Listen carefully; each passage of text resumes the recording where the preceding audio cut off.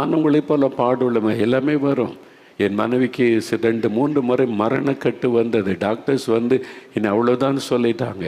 என் மனைவி பாதிக்கப்பட்டு நானே உட்காந்து 3 டாக்டர்ஸ் என்கிட்ட உட்காந்து பேசுகிறேன். 3, 4 டாக்டர்ஸ் வந்து உங்கள் மனைவிக்கு வந்திருக்கிற வியாதி காரியம் ட்ரீட்மெண்ட் கொடுக்கறதுக்கு 2 நாள் ஆகும்.